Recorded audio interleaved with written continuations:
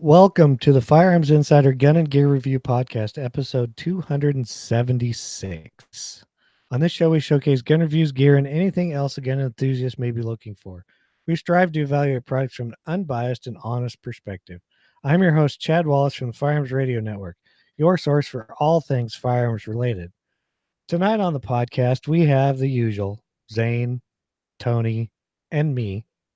So, one of these guys did something in firearms. I don't know about the other ones. So Yeah, I didn't do nothing. So okay. So Zane Tony. went first. So it's all Tony. Yeah, hold on a second, fellas. I just went over to get the High Point carbine wrapped up in the High Tower MDS 95 chassis. And this commercial is brought to you by Tony Simon and the 2A for E podcast. There you go. Because you guys here are hearing it before anybody on 2A4E is. All right, where am I at? All right, there I am for the 0 people online. But hey, guess what? If you want to see it, you can check this out. Here we go. This is it together and how it looks. I put the Hollison red dot on. This is the 403GL. And it came together rather quickly. Like, with me actually reading directions, it came together in like 30 minutes, dude. Like me taking my time. And I mean, from 0 to completion was 1 hour because I had to go to the car, get the freaking Holosun out, put it on. And it is pretty cool, pretty fun. Did a 25-yard 0 on it. And this thing has an HK freaking... pull it down, pull it over. It's locked open. The bolt's locked open with the HK. Kind of pull back and lock it up. And then you let it go same way. 1-inch group, 10 shots. So how terrible is the trigger? I gotta know because it's a bullpup and it's a high point. So I just gotta figure the trigger's horrendous. Well, if you figured you put 2 negatives together and you get a positive, you're completely wrong. Again, the trigger was rough, and then I find out because I was on the phone with the High Point rep, and I'm like, "Yo, this trigger is like pull starting a tractor, dude. What's up with this?" And he was like, the trigger can be adjusted, right? I'm like, son of a... So it has an adjustable trigger, but it's written nowhere in the directions. So I go online to find out, like, what's this trigger? You know what I'm saying? Like, what are we talking here? And everybody goes, oh, yeah, I adjusted the trigger. I'm like, freaking how? Nobody says how. Like, I have no idea what to turn, what to check out to adjust the trigger. I'm just incompetent. Well, you'll have to send that whole thing to me, and I'll let you know. So I'll try to figure that out. I had fun with it. I used a couple of different types of ammo. I got it zeroed. I decided to use the Holosun on it because that TRS 25, I don't want something to poop the bed while I'm using this. You know what I'm saying? I want to get the feeling of this chassis. I know how High Point carbines operate, but let me explain something. After shooting this thing for zeroing it and shooting it for groups, I switched over to the regular High Point carbine, and that trigger felt like a Geisley SSA. I'm just saying.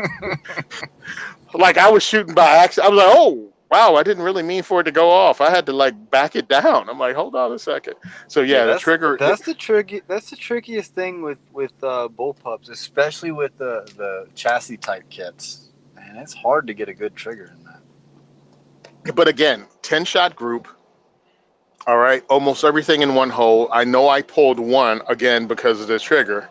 I don't know whether the second one was me pulling it or anything, but I'm talking it pulled a 1/2 inch or 1/4 inch to one side. So everything is able to be covered in 1.5 inches.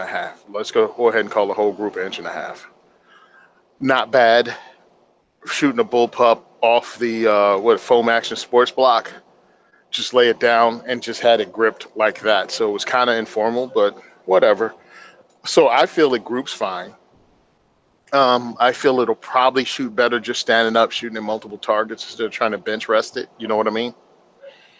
Yep. And I think it gives a better feel because your hands at a different angle and everything when you're standing and shooting, or when you're shooting from different positions. Not making excuses, just going. I zeroed it and left.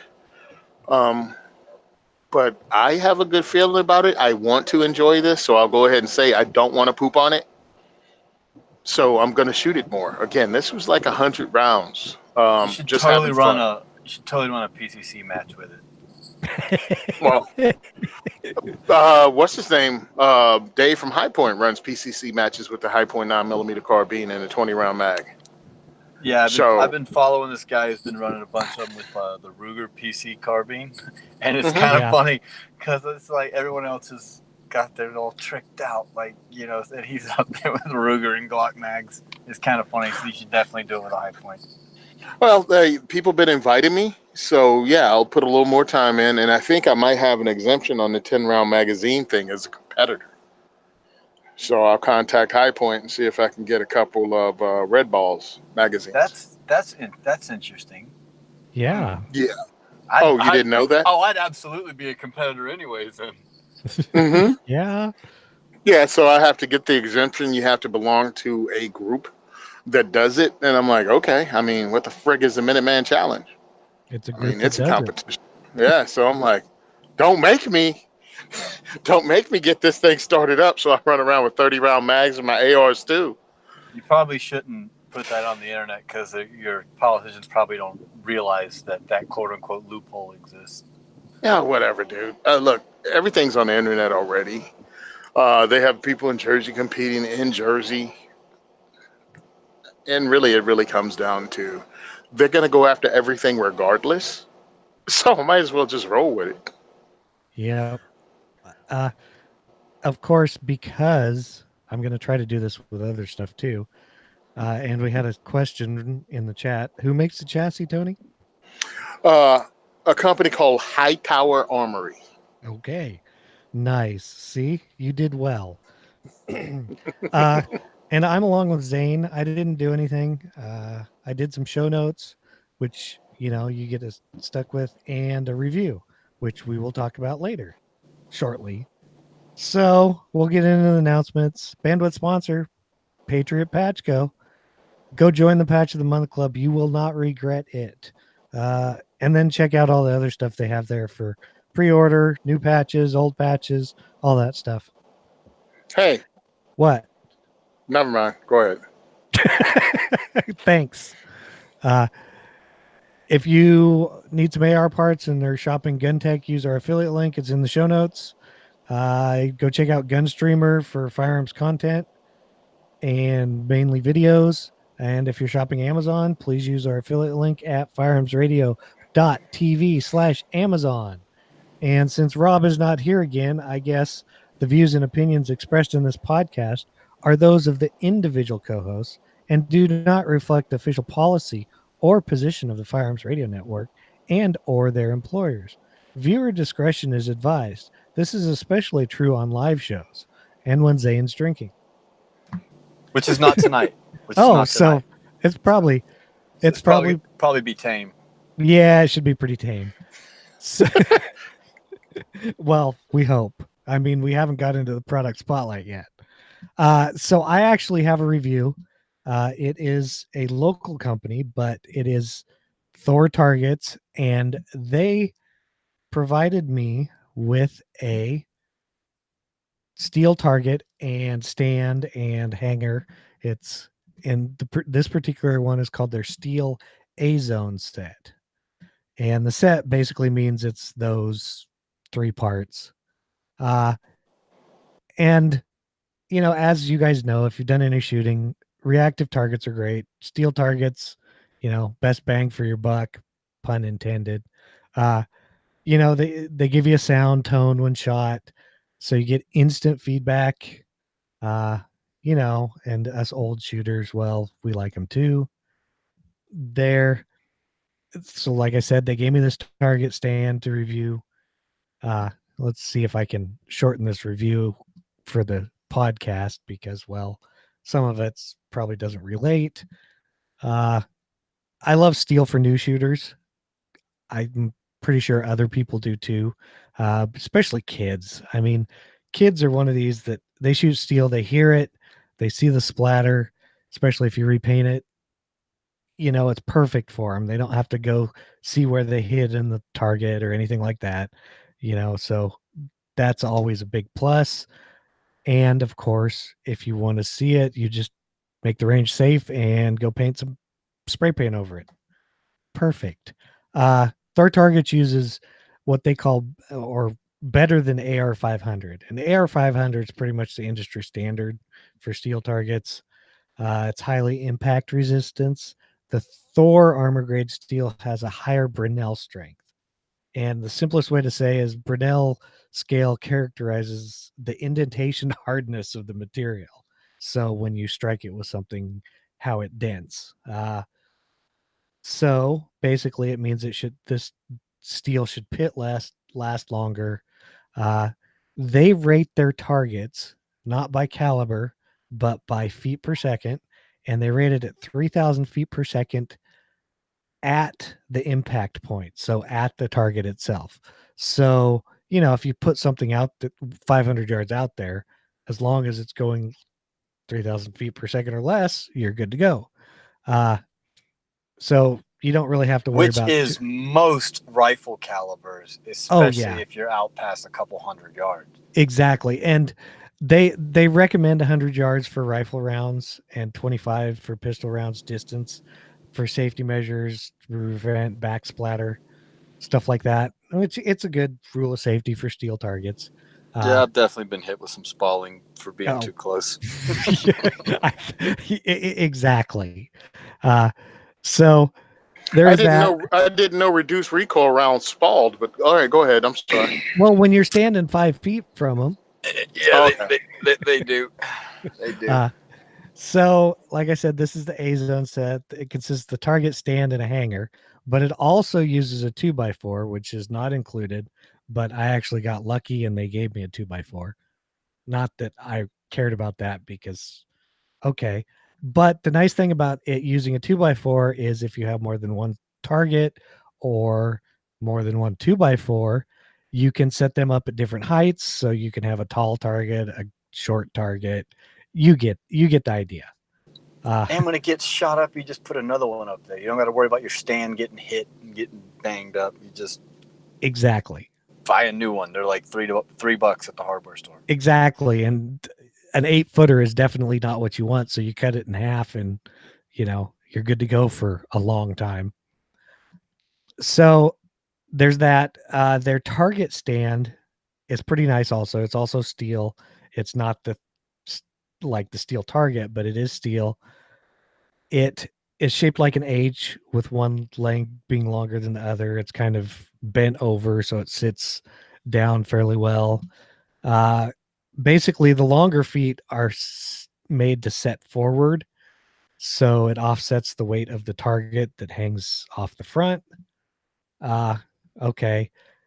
Now, once in a while, you need to put the longer feet towards the rear because I may have tipped it over doing a mag dump of 9mm.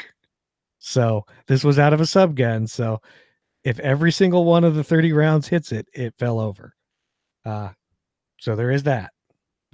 And this was with a real subgun. Yes. Correct. Yes. Yes. Okay.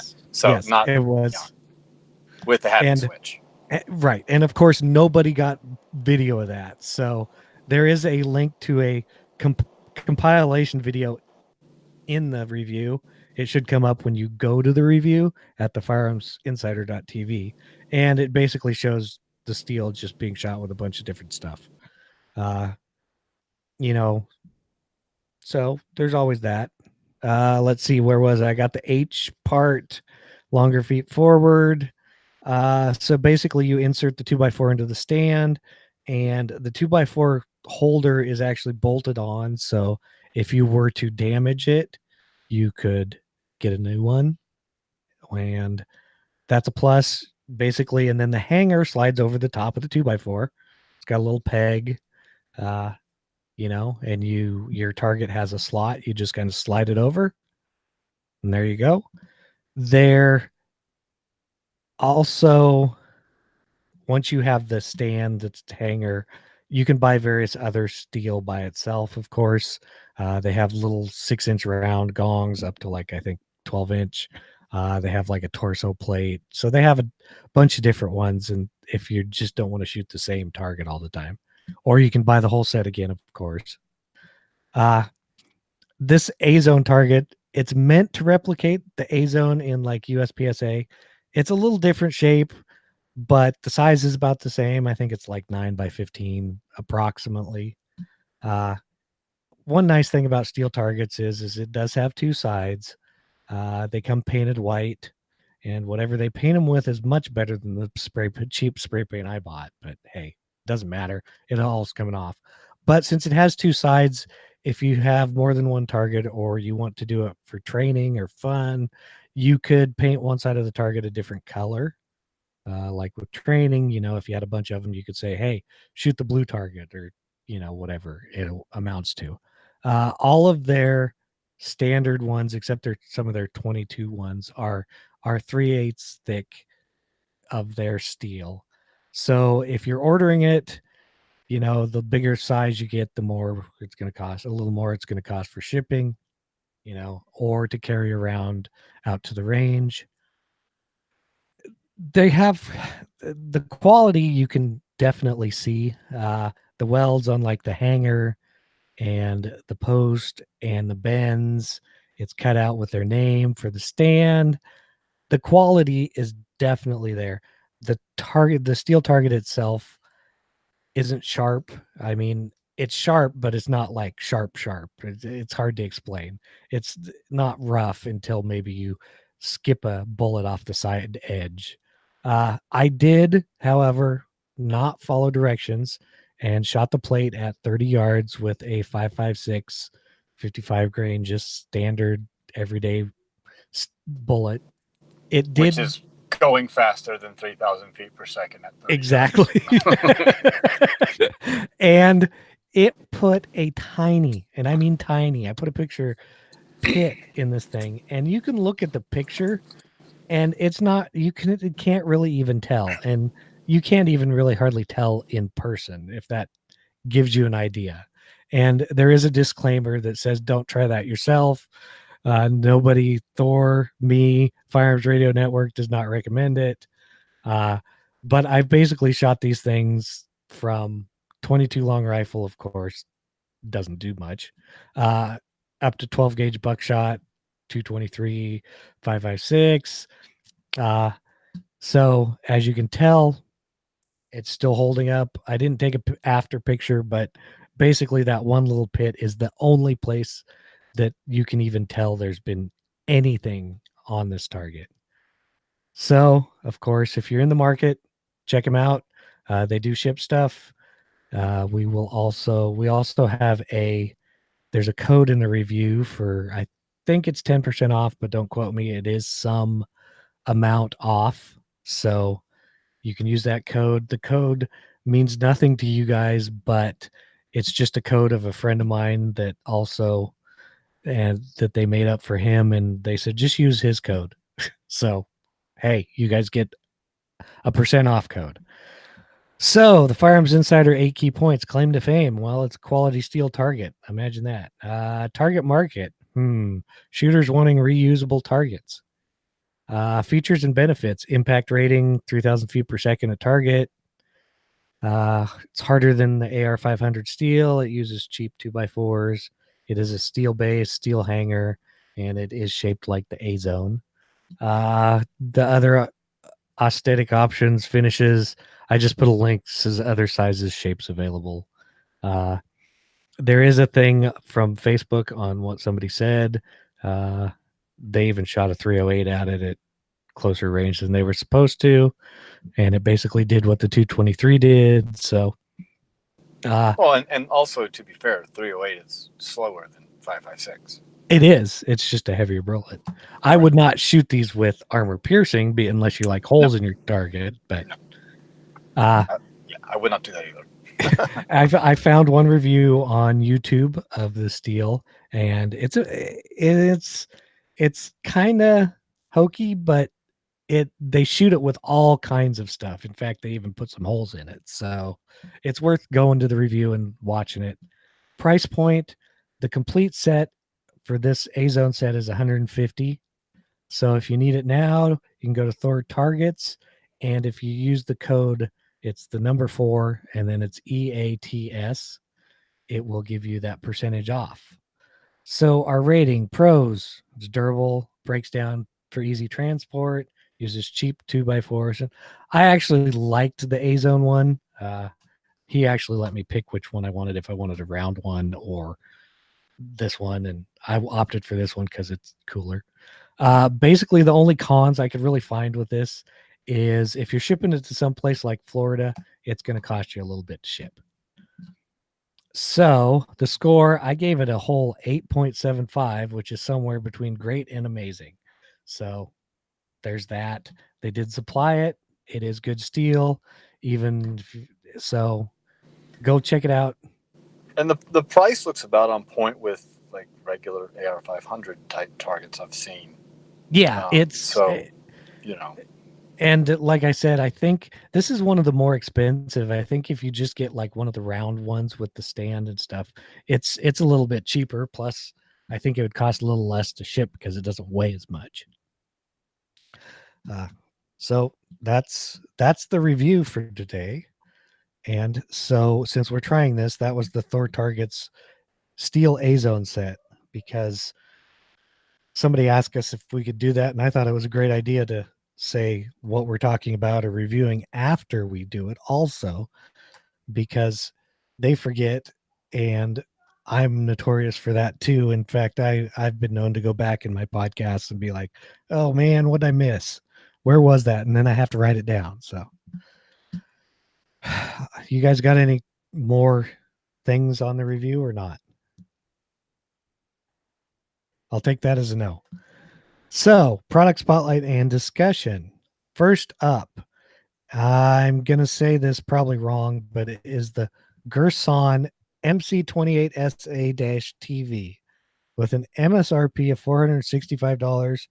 And don't forget the 32 cents. This is being imported by EAA, and it is made, I think, in Turkey by Gerson.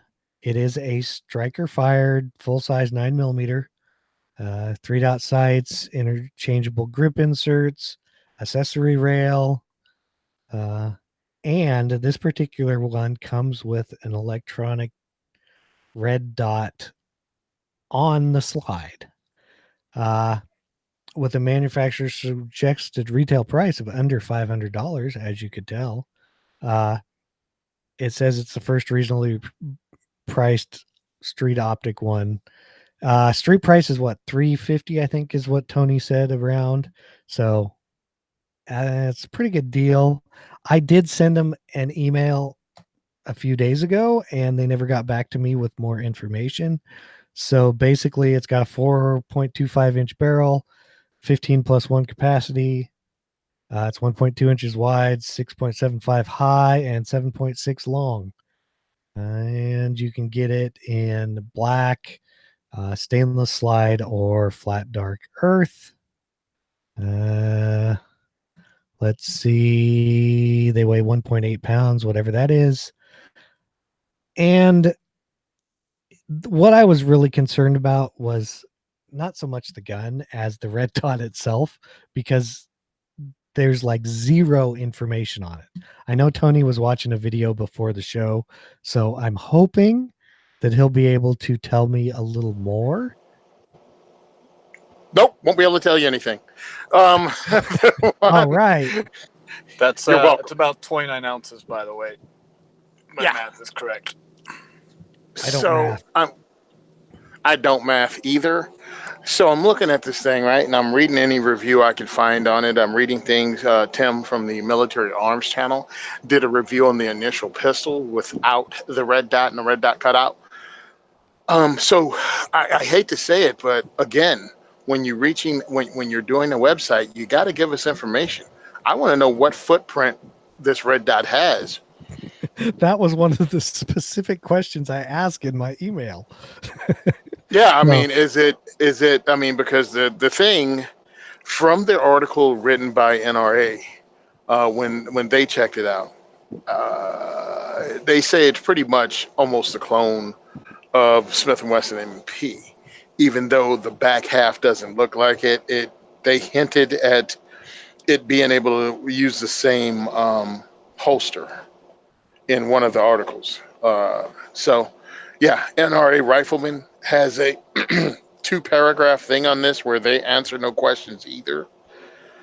And then you have to go and look at a review of the MC-28.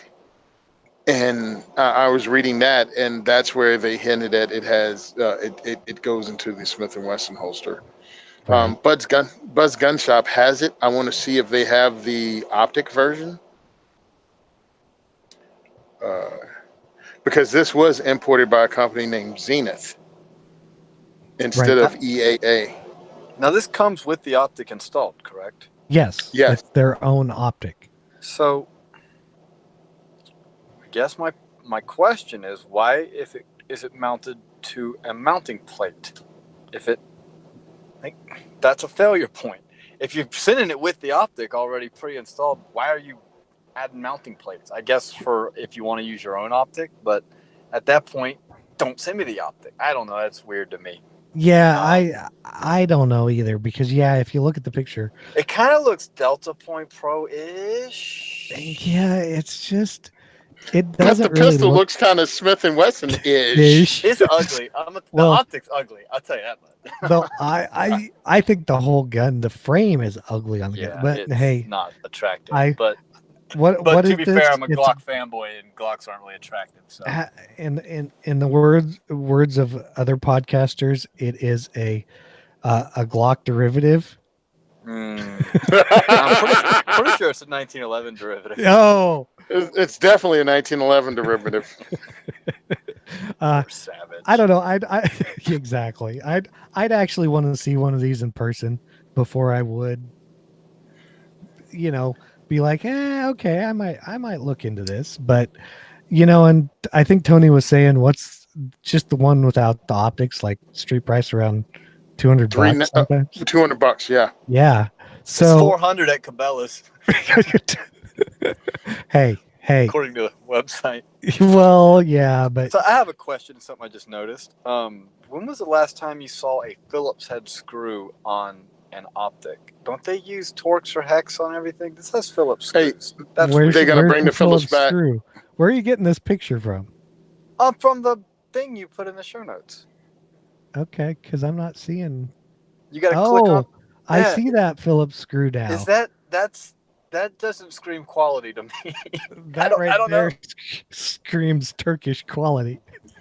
Well, again, who said? I mean, truthfully, it was decided by European companies, right? That hex head screws were the thing, and they didn't co-sign for that. All right, I'm finding it on Bud's Gun Shop, the MC28 SA for $279. I mean, if it works, I mean, that's Oh, here we go. $333. Found it. that's with the optic and everything. The street With price? the optic and everything. Street price is $333 at Bud's. Yeah. So I just don't know. I just put it in here because, at least it's got one thing going for it that Zane always says. Heck, it's got a mounting plate and it comes with a sight. I mean, sights on it. Like, yeah, that is legit. Like, I mean, but at the same time, I don't have extremely high expectations for it. But you know what? I've been wrong once or twice before in my life. And well, let's go with what they make. I mean, it's coming out of Turkey. The Canik came out of Turkey. Mm-hmm. What's the name of the cut? The Telefongo? Tenfoglio. Yeah, Telefonglio. That's out of Italy, though. Yeah, but they've been making copies of it for. I'm not a fan of anything Canik whatsoever. I know they have some people that like their stuff. Yeah, you cut people a check big enough, they'll like it. Well, is that just Canik or never mind? Let me not even It's everybody. Let me tell you about how great the curve is from Taurus. So my I don't have an issue with it, other than for $349 and you want to get into a red dot. I'm like, why? But okay. I mean, at this price, you really can't complain if it's no. like if you get it and it's like, oh man, it jams every 50 rounds. Well, you paid $300 for a gun with a dot pre-installed, bro. Like, yeah, exactly. And my other thing is this. Okay, let's say the dot's garbage. You still got a pistol that you paid $349 for. Yeah. You know what I mean? Yeah. So you came out kind of sort of ahead, especially if it has mounting plates and everything else for something that you can replace it with. That's like a Vortex, like a Delta Point, like any of that. If you can swap that out and the gun still runs well, hey man, it's still a win. So here's a thought that it just popped into my head. If you are quote unquote dot curious, is there a cheaper way to test the water than this? Like, I don't think so. Can you buy a slide and a cheap optic for this price for a gun you already have? No, because I think the cheapest slide you can probably buy is $150 the cost of from this gun. Brownells. Already cut out? Yeah, you can get a slide with an RMR cut for $150 from Brownells. But what optics that have an RMR cut can you get for $200? None, because even the Holosun's a few dollars more than that. What are those 407s we're going for? $229, I think, at Kinsey Optics. And what was that Swamp Fox one? I don't remember. That was like $200, wasn't it? Yeah, well, if they're indie code, whatever it was, I can't remember what it was. It's still good. You can get them for like 140 with that code, but still, that's not a complete gun either. No, but I'm just thinking, you were like, I want to try the dot thing as cheap as possible, and if I like it, then I'll jump in head first. Maybe this might be an option to look at. I'm still like, meh. But, you know what you could do? Actually, you could do cheaper than this, like one of those Baylor or what's the other company that makes those little dovetail adapters? Oh yeah. But then it sets the optic really high. I don't know. I guess it's an option if you were. Yeah, Strike Industries has one too. But my thing is this. Look, the whole thing is together. The whole thing is by a company that I haven't heard any misses. Now, I've read stuff and I looked it up and I didn't find anyone pooping on it. I didn't find anyone pooping on anything that Gerson makes or whatever the name of it is. It's just they make copies of stuff or slightly. It's from a different country. They don't have to make exactly the same thing. They make things differently a little bit. You're not used to it. It's not pretty. Yeah, but I'm like, because they make also the other ones they're importing is they make 1911 clones, which they make a 1911 clone with this looks like the same optic on it, also. So yeah. I bet that looks so ugly on top of a 1911. Oh, it does. just oh my gosh. And then they make like a Beretta 92 copy, I think. So yeah, that's kind of what they do. Hey, what's good for them? Like I said, I would really like to see one of these in person and just kind of feel it, if nothing else. You got to shoot it, but yeah, and I'm not going to go buy one. Turks have been making quality firearms for a really long time. Just because us in America go, I've never heard of it. Well, that really means nothing because pretty much until the 80s, a Browning high power was exotic in this country. Browning high power, yeah. Bro, so it's kind of funny since I can't remember, I think it was you, Chad, brought him up earlier in the show. Someone really needs to send this over to Savage, seriously, because he will buy this. Like, this is, and then he can figure out if it's a piece of crap or not, because this is something he would get. So I don't know if he listens, but if you listen to the show, you need to go buy this. Do it now. Maybe we should send it to Sean and say, hey, I think Savage needs one of these. I'm just gonna send it to him on Facebook. I'm just gonna in a message be like, hey, saw this, thought of you. Alley. Yeah. Al, I think we're done with the Gerson MC28 SA TV. So now we'll move on to something that's kind of I thought was pretty cool, and I had never heard about it, which is kind of amazing, especially with Tony here. Uh, it is the Matador Arms regulator muzzle brake, It's and, because it just came out. with an And our go ahead. MSRP of $199. Yeah, I about hit the floor too. So, what this is it's their new adjustable muzzle brake. You can get it in, half 28. And it's adjustable. Yeah, for 223 or 9mm, and 5/8 24 for 308 30 cals. What were you gonna say, Zane? It's adjustable. It's adjustable AF. It's got like 60 different settings on it. Okay, I actually watched the little video, which I'm sure Tony did. I'll go through these things.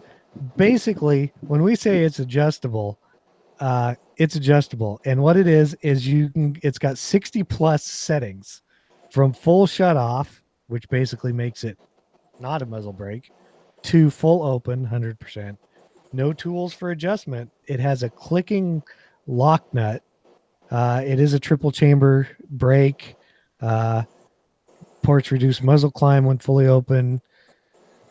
4140 steel, nitride coated. It is 3.6 inches long, which is a little long. It's 1.08 outside diameter. So it's pretty large in diameter also. It weighs 6.8 ounces. But basically, it's got these click adjustments that move the thing. You really need to go to their website and look at the video because it's pretty cool. You just kind of turn this, it clicks, and you can see the muzzle brake on the inside move to open or close as you want it to. The price is a little steep for me, but I understand that the clicks, the system, but I thought it was pretty cool just because it's like infinitely adjustable. And a lot of the adjustable muzzle brakes nowadays, you need a couple wrenches for the only one that I know of that's similar to this. Or you have to take set screws out. Basically, the Odin Works one is the only one that is somewhat similar to this, in where you can loosen it, turn the outside piece, and then tighten it back up. But this one, it just ratchets. You just click it over and put it wherever you want. So I thought it was cool. You guys? All right, go ahead. Go ahead, Tony. All right, I'll go ahead. Matador Arms has helped us out. Matador Arms has sent stuff. I am a fan of Matador Arms, the company, and of their products. They gave us the Sabertooth Mark I chassis, which Sean has on his SKS. I have the Mark II. So this came out because we always talk about the Stinger, which is awesome. Well, this is a combination of the hammer head and their hammerhead muzzle device and the Stinger. They took them 2 years to put this together. It has 60 adjustment clicks, and Sean and I were talking about it before I contacted them, and they got back to me, and I'm like, 60? What do you do? And then I realized, yeah, you can pretty much tune your gun to whatever ammo you have it running. So when you shoot it, it doesn't come off target.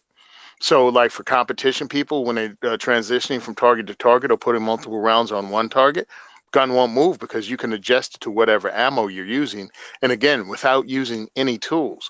Now, another way people do this is use adjustable gas blocks or what do you call it?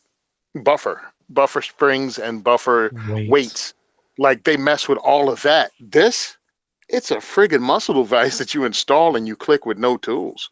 And so I could see when you said about the competition shooters, because I know a lot, like in 3-gun, sometimes they'll use 2 different ammos. Like they'll look at the stage, and if it's like a long range stage, they'll use like their heavier ammo.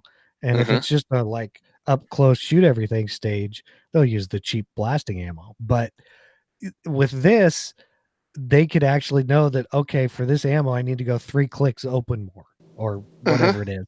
We just have witness marks on it with some paint pens. Yeah, big plus in that case. And that's what, and I was also talking about them because this is what I came up with was a competition shooter before I spoke to them over at Matador. And one of the things they say is also people that hunt with the same rifle, either they compete with or shoot recreationally. But when you go hunting, you don't want a muzzle device on it. You can just close it, and it's not. But when you go and run your 3-gun or whatever the heck you do with it, and you do want it, crank it open. And again, you can adjust it per ammo that you use. So, and then when you compare it, yeah, the only thing you can compare it to is stuff that uses tools. So now come up with a toolless one. Well, the Yeah. other There thing are is, none. the other thing is, if you're out on the range or shooting 3-gun or doing whatever, you can open it up. Then if you have to go to an indoor range, or if you use the same gun for home defense, I don't want a full-on break on the front of my gun.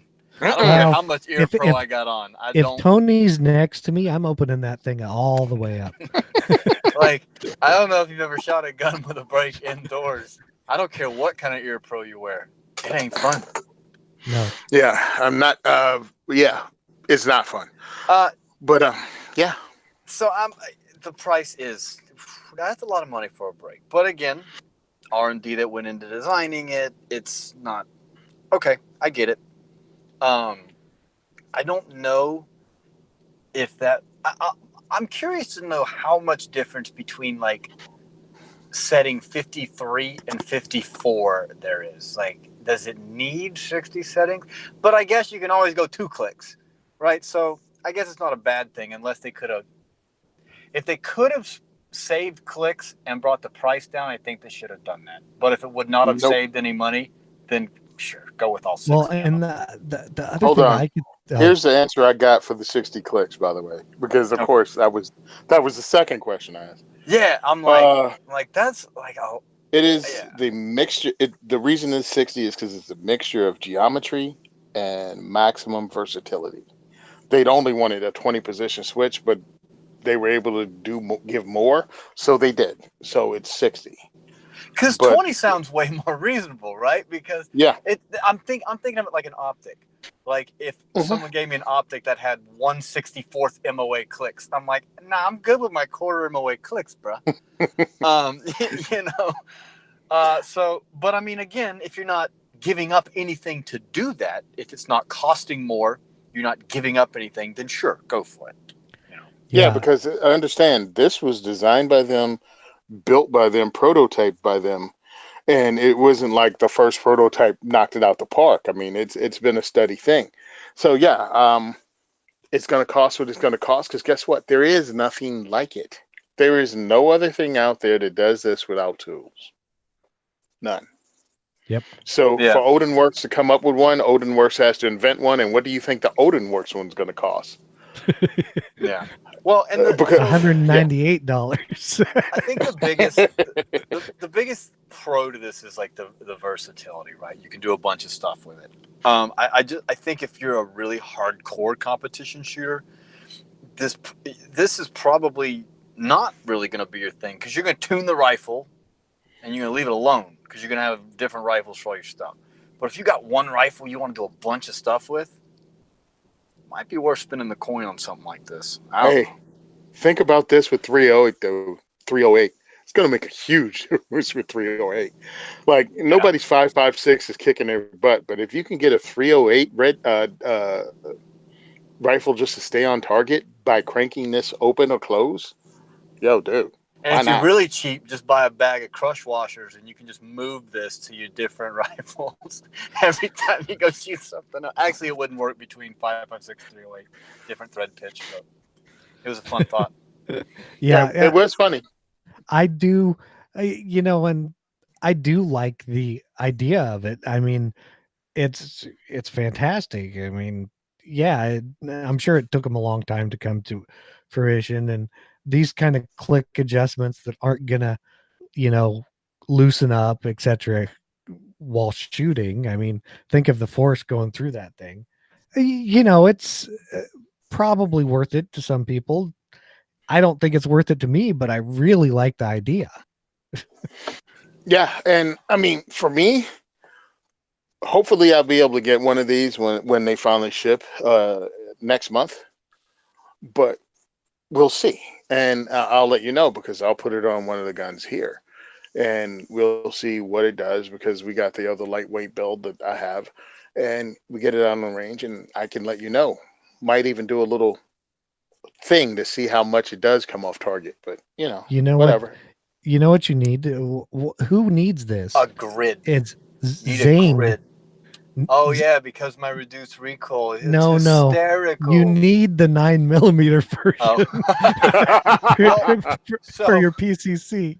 The problem with that is that thing already almost is negative recoil. So Yeah, it doesn't surprise me.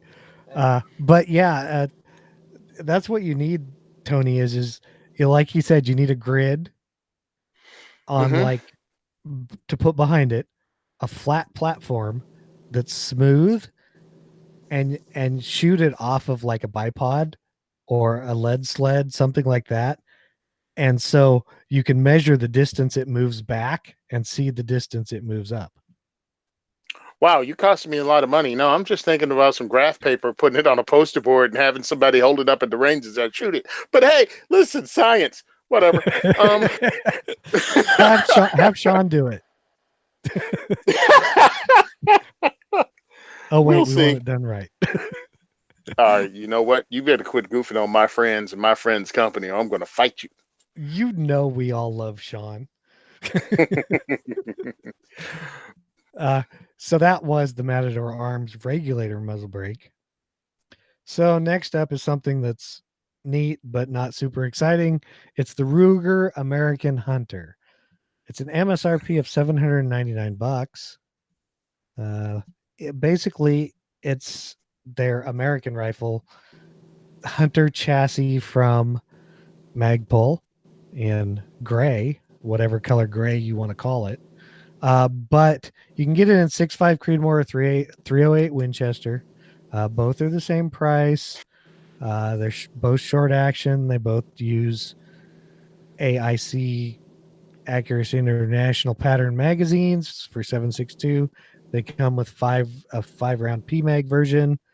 It uses a 3-lug bolt, 70-degree throw for easy cycling and not to hit your. It comes with a factory installed Picatinny scope base. It does not say if it is 20 MOA or whatever, just whatever it is. It comes with a heavy contour 0.85 inches at muzzle with a Ruger Precision Rifle hybrid muzzle brake. So I'm guessing both versions have a 20-inch barrel. Let's see here. I got some specs here. They both weigh 9.2 pounds. The overall length is 41.25 to 43.25 because that Magpul stock has that spacer system in it. Length of pull is 13 to 15 inches. Let's see if there's anything I'm missing here. It doesn't say if I'm assuming that's a thread-on muzzle brake, but it does not actually say in anything I am looking at. Here it is, threaded 5/8 24. So yes, it is. So you could put whatever you want on it. I think my personal opinion is, yeah, I like it. I think it looks good. 20 inches in a 6.5 Creedmoor, I guess because it's a hunter version, is okay, but that's to get the most out of the rifle. You'd probably want a longer barrel. But in the 308, the 20-inch barrel is great. So those are my opinions. It's a quality rifle by Ruger standards. It's nice that Ruger's doing stuff like this instead of they're just plain Jane. They've been doing a lot of stuff. Kind of heavy for a hunting rifle, ain't it? Well, that's what I was thinking, but like over 9 pounds for a hunting rifle. No, thank you. No, if I'm lugging around a hunting rifle, I want it to weigh like 6 pounds. They out of their mind. 9.2 pounds for just the rifle, and it's a bolt action. No. And the funny part is this: if you go to the Ruger Predator series or any other series of the American series rifles, they're lighter. They're 7 pounds. They're 2 pounds lighter. See, I'm looking at this. I'm looking at the specs. I'm looking at the pictures, and really, the one thing that's throwing me off is the word hunter. it's more Yeah. of It a looks more like a tactical. bench target rest. Yeah. or Yeah. a tactical Bench rest. one step below, like maybe the precision rifle, you know. Yeah, And I'm yeah. thinking like to go shoot tiny little groups at longer ranges, this would be great for that. Maybe not in 6.5 like you say because of the barrel length, but this in 308 would be cool. But this is not. I like Ruger rifles, but this is not what I want to go hunting with. No, Like this ain't even close what I want to go hunting with. Yeah, I don't know why they called it a hunter, unless it's just the because stock, I'm it's in the assuming, Ruger hunter stock. the Magpul hunter Yeah, stock. the Magpul hunter stock. That's my I'm only thinking guess that. because Yeah, because it's not a hunting rifle. this ain't a hunting rifle. Spoiler No. alert. Yep. This is very. I mean, to me, this is like something that would compete with what is that Tika model that has Oh. a similar chassis and a heavy barrel. Yeah, and I think Mossberg makes one that's Mossberg how makes many- one. Savage How many makes rounds? one. Yeah. How many rounds does this hold? It takes ACIS mags, doesn't it? Yeah, so it comes with a 5-round mag. Magpul makes 10-round mags, and I think somebody makes a few that are more than All right, that. I'm just looking because the American, just a regular Ruger American weighs like 6.2 pounds in 308. Sounds like That's more fun for hunting. Yeah, that's significantly less. Like optic Like a and third. everything. Like Yeah. a third less. Like optics, extra rounds, whatever else you sling, like all of that put on, and it still weighs less than this thing out of the box, man. So yeah, I think they named it after the hunter stock, so it misdirects you, I guess. Yeah, because it's that barrel is a good looking huge. rifle, and I'm actually Mhm. like kind of interested in it. I'm like, I actually would pick one of these up, but absolutely not for hunting. Like, no way, shape, or form would that be what this is for. Exactly. I get it. Yeah, because other than that, yeah, it's a decent looking rifle, Yeah, but not a hunting rifle. and with Ruger's, for me, with Ruger's reputation, especially for this series of rifle, oh, I think it's on. Oh man, good luck with that.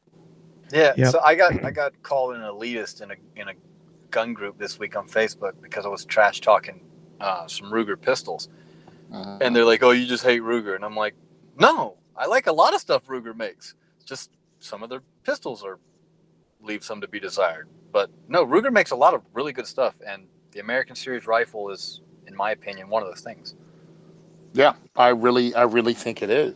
I mean, they weren't number one with it. Savage was the first one to come up and go, you know what? If we give these, rifles a polymer stock and a good trigger, we can cut way back on the price. And they did with the Savage Axis. And then Ruger came along and went, hey, that's a good idea. We're just going to steal your whole thing and do it better. And Well, that's what they Ruger's did. been doing, right? And I was gonna say, and I do like the Ruger better. I had a Savage, and I've shot the Ruger, and I do prefer the Ruger over the Savage. They're both fine though, if you're in the market for one.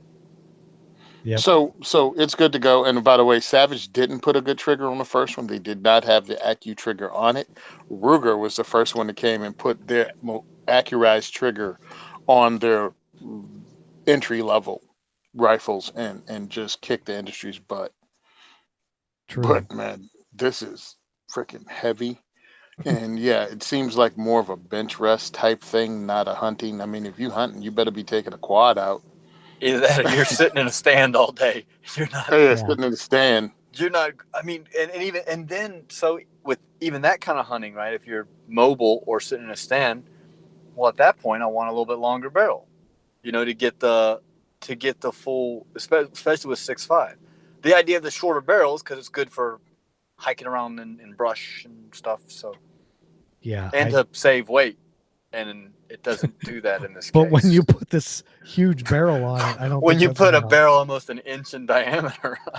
Yeah, I get it, and I'm sure they'll sell a few. Like you said, it's a decent looking rifle, just not, it's their hunter series, as somebody in the chat said, which is true. But it's like, well, they should word it differently, like somehow. But I like it. I thought it was even though it's heavy, it's not something you'd want to lug around. But for shooting, long range stuff like that, it'd probably be okay. To give you an idea how heavy it is, it's heavier than a full-size M1 Garand. Yes, that And tells you a lot. yeah, that was an 8-shot semi-auto. It's heavier than it. Yes. Okay, so now that we talked about the Ruger American Hunter Magpul stuff, we have some listener feedback. Kind of. This is from the Sean fanboy, Cody G. If you've listened, you know who it is. And it says, I thought the band was back when Sean and Ryan were on. It was like listening to the gods of gun and gear. I dare no anger. The last show that Sean and Ryan were on was one of the best podcasts since Chad fired Sean and Ryan. I know. I know. The pound for pound largest gun advocate and trainer has been carrying the show in their absence. It's still lopsided. I know they imported Zane like you import a Paps, and he tries his hardest to keep up with the impossible to fill shoes of Sean. This is the only reason I put this in here. It's I great. don't think that's what I do, but Just alrighty. Zane, keep working at it, and someday I will find you your own fanboys among men, maybe just a tactical hamster. Nice. Sean and Ryan brought out the enthusiasm of Rob like no one else and made Chad try hard, I guess. For once, Chad had a chance to chill while the others ran wild, making for the best podcast around. Now, there is an official page for Sean in Facebook for all of to get together and adore our favorite hosts. So come join me, come join the office in the unofficial write-in co-host extraordinaire at the 2 Alpha 4 Echo fan page. BT Dubs. It's also the Bacon Ranch Club too. And below this in the show notes, we put a link to the group page on Facebook. So if you want to join, you can go there and ask to join. This is absolutely ridiculous. But to be fair, I did join. Yeah, so did I. Oh God, it's just funny, dude. It was a I just joke. want some bacon ranch. I don't know what that means. BBR. Getting hungry. BBR, Black Bag Resources, Bacon Ranch. Oh man, I'm so slow. Jesus, maybe I should drink. Yeah, that's your problem. Oh my God.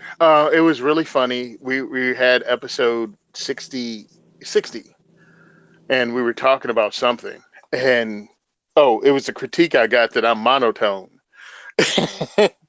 And the guy said he was a fan, and that was his criticism of the 2A4E podcast. So Sean said, all right, the guy's a fan. Cody, start a fan club. Well, Cody started a fan club. You can't be mad at him, dude. It was hilarious, though. I couldn't believe it. Sean called me at work. Yo, you got to see this. What? Cody started a fan club. I'm like, who did the what? It was like, you know that line I said during the show? I was like, yeah, he started a fan club. I'm like, wow. Man. It is funny, though. So yeah, this Zane just said he wants a fan club. I want a fan club. Okay. Man. Well, try not. To be fair, I'll take the tactical hamster, though. I'm totally cool with that. I got a tactical guinea pig. Well, one of the ways you could start a fan club or get people to start a fan club is stop sucking, and fill Sean's shoes. And fill Sean's shoes. I'm not trying to fill Sean's shoes. You're failing at it. That's because he's not trying. I'm not trying. You're failing. You know what? The next one we do where I have video, I'm gonna go find my mustache wax and get some nice curls going on and see. Nice. We'll see. I thought it was funny. It's cool, but yeah, I have no idea. I invited these guys just because they wanted to see it and we were looking for it. But I'm like, who the heck do I invite? Dude, that's a whole level narcissism. Hey, You want to come by and be a part of my fan club? Yeah, when I saw that when he sent that into the email, I was like, I gotta put this in there. I mean, I know it's just too good. So, Tony, it's Yes. time for you to shine. Thank you. Today, I just on Eventbrite put the event 2A4E Diversity Shoot will be held on Friday, June 14th at Gunfire Range. It's the first Friday in Woodland Park. It's the first Friday that we've ever been on. So help us pack the friggin' place. So maybe we can get more Fridays instead of doing it on Thursdays. So that's again, it's on Eventbrite. The second is for everyone diversity shoot. Just type the whole thing in, it'll pop up, purchase your tickets. $20 plus, tax and Eventbrite's charge. And come out. We're gonna have pizza, we're gonna have fun, we're gonna have guns. We're going to have safety brief. NRA ILA is going to be there. So, look, all those stupid messages you want me to pass on to the NRA on my Instagram posts, you can do it yourself by coming to the event and talking to Mark person to person. And then you'll find out the NRA ILA and the NRA are two totally different entities. And that Mark is part of Grassroots, and they're the ones that's out here with us, helping us get started and signing petitions and doing all that stuff. They're the ground troops. But if you want to complain about the NRA, you can do that too, because they're going to be there. CNJFO is going to be there. They're helping pay for one of the cases that are going to the Supreme Court from New Jersey. They're help paying for that. They're going to be there. So come out, eat some food, have some fun, be at the next diversity shoot. If you want to donate prizes to be given away at the diversity shoot, go to blackbagresources.com, pick up whatever item you want us to raffle off or give away at the event, and type in 2A4E in the coupon code, and Sean will bring it to the event and we will give it away in your name. Put your name down, let us know who you are, and we'll do a drawing just with the items that you purchased, or we'll include it in a raffle bag. So it doesn't even have to be a big item. Like $10 item is really cool, and we can put it in and give it away. If you want to support us, you can go to a GoFundMe. People, I really need that because I'm going to St. Louis over the weekend to do a industry thing with learning branding and other things, and I could really use the help. You can also donate by being a patron. We just got Knife Rights as a sponsor, and Knife Rights has donated some K-Bar knives. We gave the first one away this week, and we'll continually do it. And Knife Rights is a Second Amendment advocacy group for knives. They're currently suing the snot out of New York right now, and they're probably going to win because the case is just a slam dunk. If you want to buy one of our t-shirts, go to 1022clothing.us and get one of our shirts. It's that simple. I don't get paid on a rally shirt, but but that's great. Hey, buy them, go to rallies, go be an active 2A heavy lifter, and wear the shirt that says gun control equals racism. If you want to buy a promotional shirt, do so. It helps us out. All right, I think I went through the laundry list of things to do, but how's this? Go to NRA ILA page and punch in your state's name and see what kind of legislation is coming down the pike, because Louisiana just got hit today. They're trying to pass New Jersey type laws there. Also in Colorado and Vermont. Vermont just got hit with, they're trying to make gun shows illegal in Vermont. You got to pay attention. You got to head this stuff off, please. So we're on Instagram under Simon Says Train. We're on Facebook under The Second Is For Everyone. And of course, you can listen to the 2A4E podcast on most of your podcast apps. I think that's everything I do. Thanks a lot. I really appreciate all you guys that listen to the end of the show to hear what I have to say. Please become active in the Second Amendment community because we need you. It's getting worse and worse and worse. Well, thank you, Tony. So send questions, comments, or feedback to gungearreview@gmail.com. Remember to subscribe and please leave us an iTunes review.